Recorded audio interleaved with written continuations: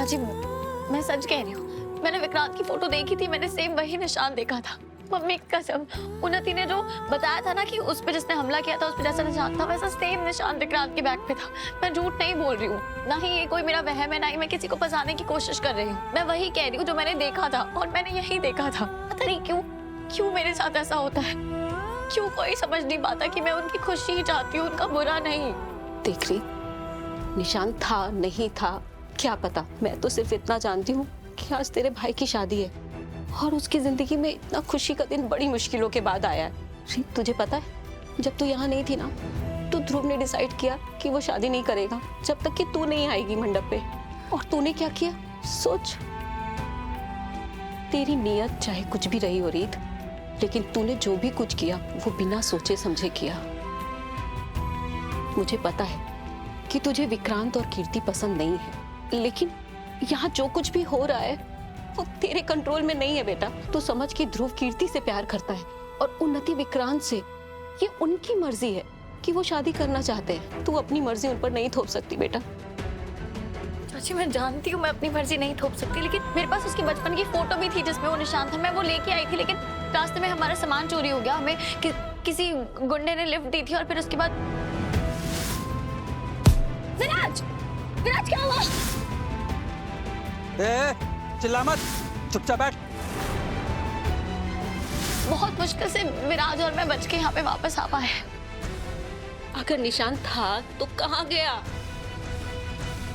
बस वही समझ नहीं आ रहा है। देख, मेरी बात ध्यान से सुन। बचपन में बहुत सारी चोटें लगती हैं और बड़े होने के बाद वो चोटें ठीक हो जाती हैं। हो सकता है कि विक्रांत की चोट भी ठीक हो गई हो, और ये तेरा बैड लक ही समझो कि उन्नति पर हमला करने वाला और विक्रांत की चोट एक ही जगह पर थी। और मैं जानती हूँ कि तुझे विक्रांत बिल्कुल पसंद नहीं है, क्योंकि उसकी सोच पुरानी है। लेकिन अगर तू सोच के हिसाब से लोगों को सजा देने बैठ जाएगी ना बेटा, तो पूरा समाज आकर तेरे सामने खड़ा हो जाएगा। इस बार तू सिर्फ अपने भाई के बारे में सोच और विक्रांत को तवज्जो देना छोड़ दे। और तुम दोनों का एक दूसरे के सिवा है कौन? आज अनुभवी यहाँ नहीं है, तो ये जिम्मेदारी मेरी है कि मैं तुम दोनों भाई बहनों को कभी अलग ना होने दूं। तू अपने कदम पीछे ले ले विक्रांत के मामले से।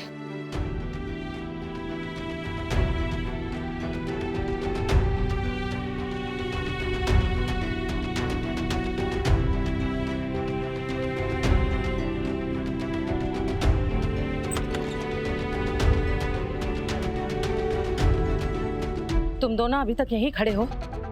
जल्दी से अपने इन शादी के कपड़ों से बाहर आओ, सामान बांधो और चलो अभी। इतनी बेइज्जती के बाद अब हम और नहीं रुक सकते। वैसे भी इन सूर्यवंशियों के साथ मुझे तुम दोनों का कोई भविष्य नजर नहीं आता।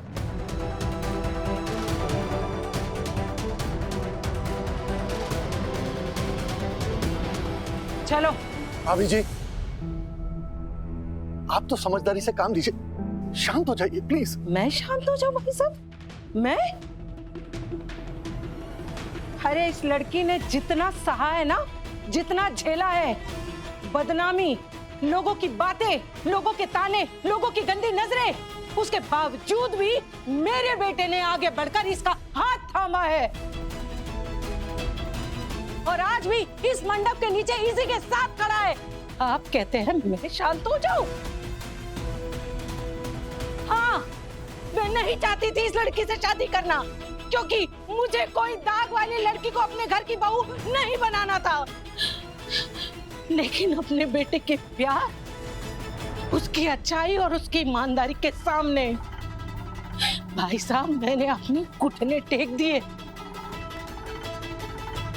और आपने क्या सिला दिया है इसकी अच्छाई और ईमानदारी का?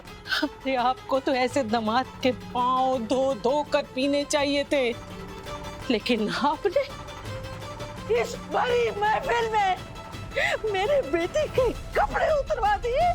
तो फिर मैं क्यों इस लड़की को अपने घर की बहू बनाऊं, जिसकी खुद सगी भाभी ने मेरे बेटे की इज्जत पूरी महफिल में तार तार कर दी है। नहीं भाई साहब, अब ये शादी नहीं होगी।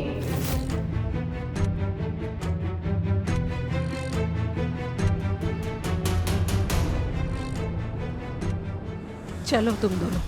विक्रांत, तुम्हें पता है ना मैं नहीं रह सकती तुम्हारे बिना। प्लीज विक्रांत, भैया भैया प्लीज विक्रांत को रोको ना प्लीज। अगर मैं विक्रांत की बात नहीं बनी तो मेरे क्या वजूद है, मैं नहीं जी पाऊंगी। भैया प्लीज रोको ना, प्लीज कुछ कीजिए प्लीज भैया मेरे लिए, भैया प्लीज। रुकिए आंटी जी,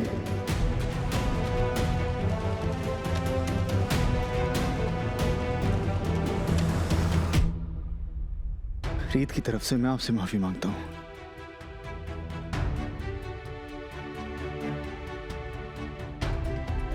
पता नहीं उसके दिमाग में ये बातें कैसे घर कर गई।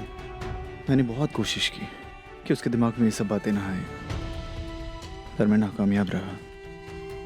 और मुझे पूरा विश्वास है कि उन्हीं के दिमाग और दिल में विक्रांत के लिए इज्जत और प्यार कभी कम नहीं होगी।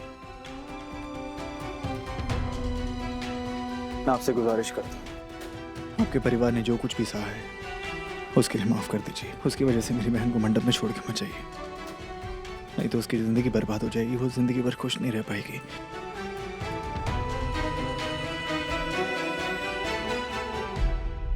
बहना, मुझे बीच में तो नहीं बोलना चाहिए, पर राघव इतना बोल रहे हैं तो उन्नति को माफ कर दो ना। रीत की सजा इन बच्चों को क्यों मिले? तुम तो जानती हो ना कि वो अपने सेंसेस में नहीं है। और वैसे भी अब लड़की का भाई तुमसे माफी मांग रहा है तो इस बात को जाने देते हैं। भाभीियों का काम ही होता है कि चीज़ों को बिगाड़ना। और रीत को एहसास हो रहा होगा कि उसकी दोनों शादियां उसकी बगैर मर्जी के हो रही, तो उसका जो दबदबा है ना इस परिवार में कम हो रहा है। अब देखो ना बहना, उसका अपना परिवार ही उसका साथ नहीं दे रहा है, तो अब हमें उसकी बातों को इतना गंभीरता से नहीं लेना चाहिए। अरे ये लोग इतने भले लोग हैं, तभी तो उस उद्यम लड़की को ये लोग अपने घर से बाहर नहीं फेंक रहे हैं। मेरा मानना यह है कि ऐसे अच्छे लोगों को सजा नहीं मिलनी चाहिए। आंटी देखिए, मेरी बहन की तरफ से मैं आपसे माफी मांगता हूँ। प्लीज हमें माफ कर दीजिए। मैंने उसे बहुत समझाने की कोशिश की लेकिन वो नहीं समझ रही। पता नहीं क्या हो गया उसे। मैं आपसे एक वादा करता हूँ, मैं कीर्ति को हमेशा खुश रखूंगा, उसे कभी दुख नहीं पहुंचाऊंगा। ये वादा है मेरा आपसे। हाँ माँ, मुझे ऐसा लगता है कि उन दो लोगों से उनका प्यार क्यों छीनना, जब गलती उनकी है भी नहीं। नहीं नहीं ध्रुव बेटा, तुम मेरे आगे ऐसे हाथ मत जोड़ो। तुम्हें तो पता ही है कि मैंने इससे पहले भी तुम दोनों के प्यार के लिए अपने फैसले को बदला है। ठीक है, अगर तुम दोनों का यही फैसला है तो मैं तुम्हारे फैसले के साथ हूँ। Thank you aunty.